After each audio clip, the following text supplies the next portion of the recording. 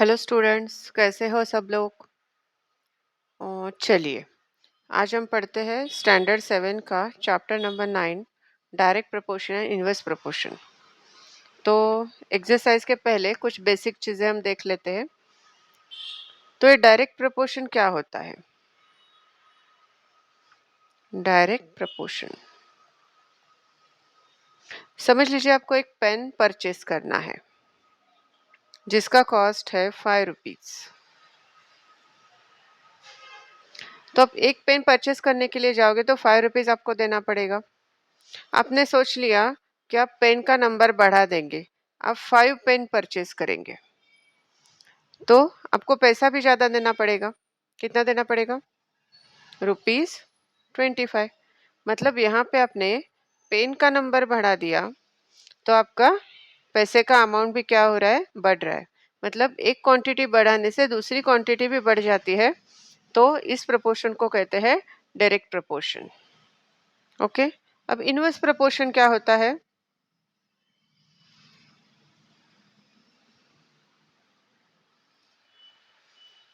चलिए देखते हैं।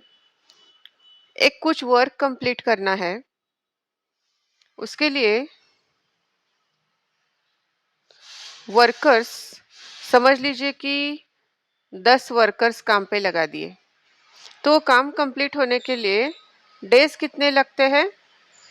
8 डेज लगते हैं। ऐसा हम अज्यूम कर लेते हैं एक एग्जाम्पल। ठीक है, अब हमने क्या कर दी? वर्कर्स की संख्या बढ़ा दी। मतलब हमने उसी काम के लिए 20 वर्कर्स काम पे लगा दिए। तो डेज कम दिनों में काम हो जाएगा क्योंकि वर्कर्स ज़्यादा काम कर रहे हैं। तो समझ लेते हैं कि 4 दिनों में ही काम कंप्लीट हो गया, 4 डेज रिक्वायर हो गए। ठीक है, मतलब यहाँ पे हम वर्कर्स की संख्या बढ़ा रहे हैं तो नंबर ऑफ डेज क्या हो रहे हैं? कम हो रहे। मतलब एक क्वांटिटी के बढ़ाने से दूसरी क्वांटिटी कम हो जाती है। इस प्रपोर्शन को बोलते हैं इनवर्स प्रपोर्शन। समझ गए आप लोग डायरेक्ट एंड इनवर्स प्रपोर्शन क्या होता है? चलिए, अब हम एक्सरसाइज सॉल्व करेंगे तो और ये कॉन्सेप्ट क्लियर हो जाएगा। तो चलते हैं प्रैक्टिस सेट 37 की तरफ। पढ़ लेते हैं पहला question. If 7 kg onions cost 140 rupees, how much cost we pay for 12 kg onions? 7 kg onions का कॉस्ट दिया है 140 रुपीज और पूछा है कि 12 kg का कितना होगा। मतलब हम ऑनियंस का वेट बढ़ा देंगे तो रुपीस भी क्या हो जाएंगे? बढ़ जाएगा। मतलब ये एग्जाम्पल किसका हो गया? डायरेक्ट प्रपोर्शन का। तो हमने यहाँ पे स्टेटमेंट लिखा, let us suppose the cost of 12 onions be is x rupees. ठीक है, जो क्वांटिटी हमें निकालनी है उसे हमने क्या सपोज किया? अज्यूम किया, x रुपीज अज्यूम किया। अब हम यहाँ पे स्टेटमेंट और एक लिखेंगे कि ऑनियंस का weight and cost direct proportion में है। तो हमने स्टेटमेंट लिखा, the weight of onions and their cost vary in direct proportion. अब ये जो गिवन डेटा है वो हमें रेशो फॉर्म में लिखना है। मतलब 7 kg ऑनियंस के लिए 140 रुपीज रिक्वायर्ड है। चलिए लिखते हैं, 7 kg ऑनियंस के लिए 140 रुपीज रिक्वायर्ड है। तो 12 kg ऑनियंस का कितना हो जाएगा पैसा? x rupees. हमने अज्यूम किया है x रुपीज। चलिए इसे करते हैं क्रॉस मल्टीप्लाई। ठीक है, ये साइन सिर्फ हमने समझने के लिए दिया है, एग्जाम में ऐसा साइन मत बनाइएगा। तो 7 इंटू एक्स क्या हो जाएगा? क्रॉस मल्टीप्लाई करेंगे तो 7 into x is equal to 12 into 140। अब हमें वैल्यू निकालनी है x की, तो जिसकी वैल्यू निकालनी है उसे वैसे ही लिख देते हैं और जो बचा हुआ नंबर है उसे क्या करेंगे? शिफ्ट करेंगे। तो जब हम किसी नंबर को शिफ्ट करते हैं तो यहाँ पे वो x के साथ मल्टीप्लिकेशन में है 7, जब हम शिफ्ट करेंगे तो वो डिवीजन में चला जाएगा, डिनोमिनेटर में चला जाएगा। ओके, यहाँ पे अब हम सिंप्लीफिकेशन करते हैं। 7 1 जा 7, 7 2 जा, यहाँ पे 140 को डिवाइड करें 7 से, 7 2 जा 14 और ये बचा 0। आप लोग डायरेक्टली नहीं कर पा रहे हो तो आप 140 को ऐसे 7 से डिवाइड करके भी देख सकते हो। 7 2 जा 14 और ये बचा हुआ 0 हमने ऐसे लिख दिया। आ गया ना 20? ठीक है, अब x का वैल्यू हमें लिखना है। तो हमें क्या करना है? जो बचे हुए नंबर्स है जैसे कि 12 और 20, इनको क्या करना है? मल्टीप्लाई। तो 12 2 जा 24 और ये ऊपर का 0। तो x की वैल्यू कितनी आ गई? 1240। तो यही हमारा फाइनल आंसर। तो हम स्टेटमेंट में लिखते हैं therefore cost of 12 kg onions is rupees 240। समझ गए आप लोग? चलिए अब करते हैं क्वेश्चन नंबर 2। तो क्वेश्चन नंबर 2 को पढ़ना है अभी। If 600 rupees buy 15 bunches of feed, 600 rupees में कितने बंचेस ऑफ फीड आते हैं? 15 bunches. How many will 1280 rupees buy? Bunches of feed मतलब जो कैटल्स एनिमल्स को देते हैं वो फीड भी आप समझ सकते हो, ऐसा भी एग्जांपल कंसिडर कर सकते हो, ठीक है, और या और कुछ भी बंचेस समझ सकते हो, ठीक है। 600 रुपीज में कितने बंचेस आएंगे? 15 बंचेस। तो 1280 रुपीज में कितने आएंगे? अभी आपके पास पैसा ज़्यादा है, 1280 रुपीज है, तो आप नंबर ऑफ बंचेस भी ज़्यादा खरीद पाओगे, मतलब रुपीज बढ़ाने से नंबर ऑफ बंचेस भी बढ़ेगा। ओके, तो ये एग्जाम्पल किसका हो गया? डायरेक्ट प्रोपोर्शन का। तो हम लिख लेते हैं let x be the number of bunches, और नेक्स्ट स्टेटमेंट क्या लिखेंगे? The number of bunches and cost vary in direct proportion, ठीक है। तो अब हम रेशो फॉर्म में लिखते हैं। यहाँ पे है 600 रुपीज के लिए 15 बंचेस, तो हम कैसे लिख सकते हैं?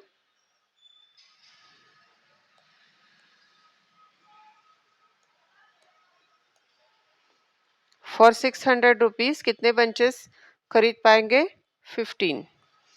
देन फॉर वहाँ पे कितने रुपीज दिए हैं? 1280 रुपीज के लिए कितने बंचेस हमने एज्यूम किए हैं? x bunches. चलिए कर लेते हैं क्रॉस मल्टीप्लिकेशन। तो ये हो जाएगा x इंटू 600, राइट। 600 और x का क्या हो जाएगा? मल्टीप्लिकेशन।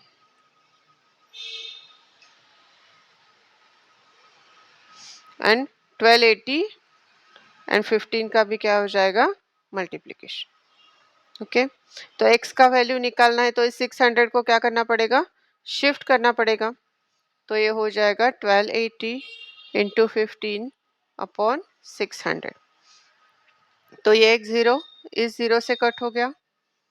यहाँ पे 15 वन ज़ा 15, 15 फोर ज़ा 60, राइट। अब बचा क्या है? 128 डिवाइडेड बाय क्या करना है? 4। आप डायरेक्टली भी यहाँ पे कर सकते हैं। 4 वन ज़ा 4, 4 थ्री ज़ा 12 एंड 4 टू ज़ा 8। जो लोग नहीं कर पा रहे हो यहाँ पे देख लीजिए रफ वर्क। 4 थ्री ज़ा 12, 0 ऊपर से लिया 8, 4 टू ज़ा 8। तो आंसर आ गया x का 32, ठीक है। तो स्टेटमेंट में लिखते हैं देयरफॉर 32 बंचेस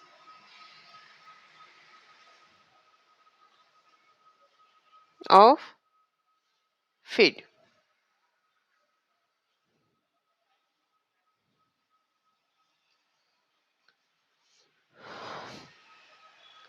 अब चलते हैं क्वेश्चन नंबर 3 की तरफ। पढ़ लेते हैं पहले क्वेश्चन को। For 9 cows 13 kg 500 gram of food supplement are required. Cows 9 है तो 1305 ग्राम मतलब 13.5 kg फूड सप्लीमेंट क्या होगा? रिक्वायर होगा। In the same proportion how much will be needed for 12 cows. अभी काउस का नंबर बढ़ गया तो उनका फूड रिक्वायरमेंट भी क्या हो जाएगा? बढ़ जाएगा, ठीक है। चलिए लिखते हैं। हमने स्टेटमेंट लिखा let 12 cows need x kg of food supplement. 12 cows का हमें निकालना था, उसे हमने क्या एज्यूम किया? x kg। अब हम लिखेंगे जैसे नंबर ऑफ काउस बढ़ जाएगा तो फूड सप्लीमेंट का रिक्वायरमेंट भी बढ़ जाएगा। तो ये एग्जांपल है डायरेक्ट प्रोपोर्शन का। तो हमने उसे स्टेटमेंट में लिखा the number of cows and food supplement are in direct proportion. अब इसे रेशो फॉर्म में लिखना है। चलिए लिखते हैं। 9 काउस के लिए रिक्वायर्ड है 13.5।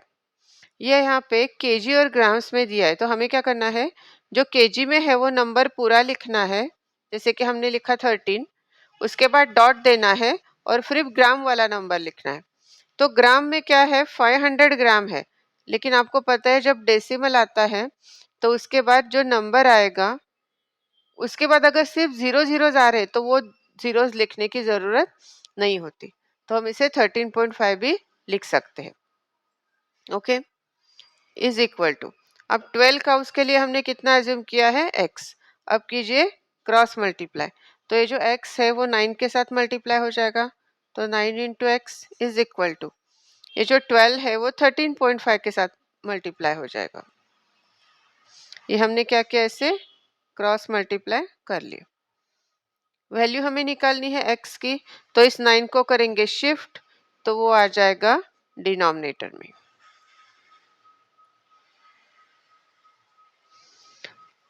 अब हम चेक करते हैं कि 9 से डायरेक्टली 13.5 डिवाइड होता है क्या, तो हमारा सिंप्लीफिकेशन इजी हो जाएगा। चलिए चेक करते हैं। 13.5 डिवाइडेड बाय 9, 9 वन जा 9, रिमाइंडर आ गया 4, यहाँ पे डॉट है इसलिए डॉट दिया, ऊपर से लिया 5। 5 नंबर डॉट के बाद है इसलिए उसे नीचे लेने से पहले हमें कोशंट में क्या देना पड़ेगा, डॉट देना पड़ेगा, डेसिमल देना पड़ेगा। और 9 फाइजा कितना होता है, 45। अब हमारा आंसर आ गया 1.5, तो 9 वन जा 9 और इसे कट करके लिखते हैं 1.5। अब बचे हुए नंबर्स क्या है, 12 है एंड 1.5 है, इन्हें हमें क्या करना है, मल्टीप्लाई। चलिए कर लेते हैं। 1.5 डिवाइडेड बाय 12, 12 फाइव जा 60, तो 0 कैरी 6, 12 वन जा 12, 12 प्लस 6 18। अब देखिए इस पूरे एग्जाम्पल में डेसिमल प्लेसेस कितने हैं, डेसिमल प्लेस मतलब डेसिमल के बाद आने वाले नंबर्स। यहाँ पे आपको एक डेसिमल नंबर मिल रहा है, नीचे कोई डेसिमल नहीं है, मतलब टोटल एग्जाम्पल में हमें डेसिमल प्लेस मिला ओनली 1, तो लेफ्ट हैंड साइड से एक नंबर छोड़ के हम क्या देंगे, डेसिमल देंगे। तो हमारा x का वैल्यू कितना आ गया, 18। 18.0 मतलब 18, क्योंकि पॉइंट के बाद जब सिर्फ जीरो आता है तो हम उसे लिखते नहीं है।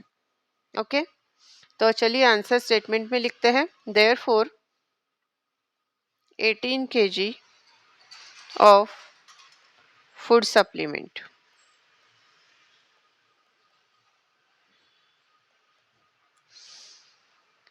यहाँ पे क्वेश्चन नंबर 3 खत्म हो गया।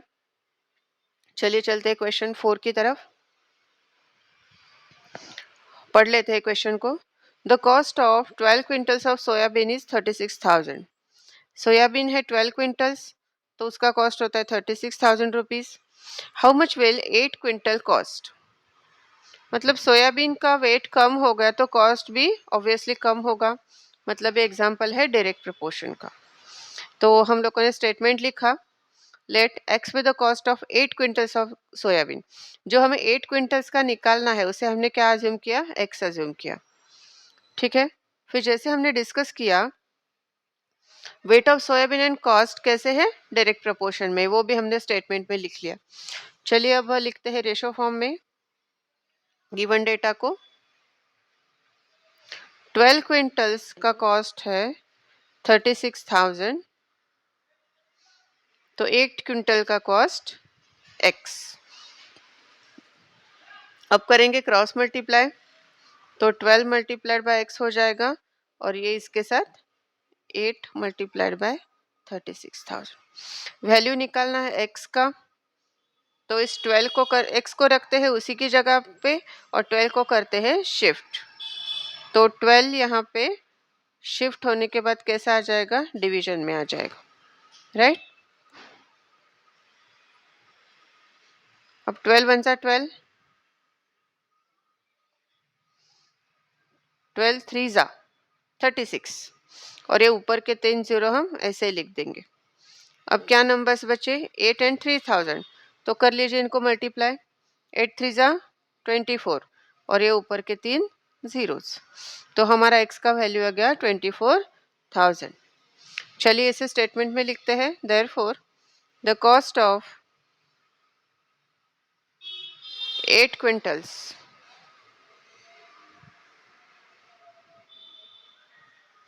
of soybean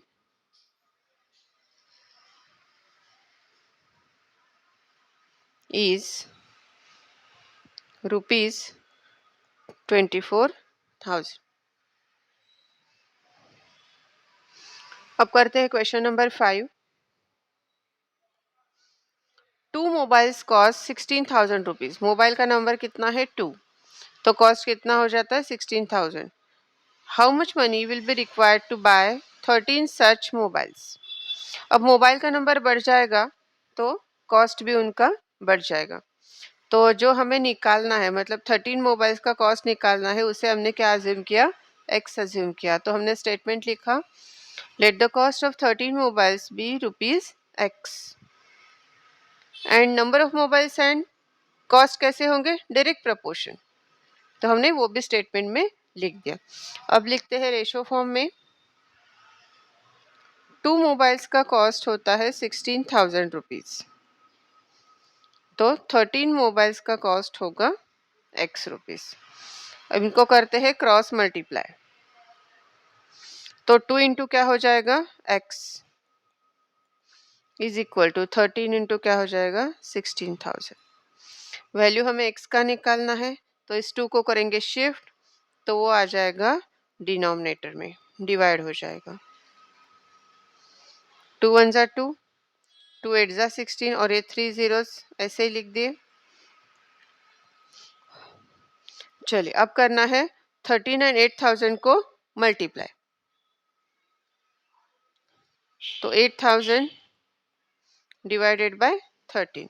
1 2 3 zeros हम पहले लिख लेते हैं. एंड 13 8 जा कितना होता है? 104. ठीक है.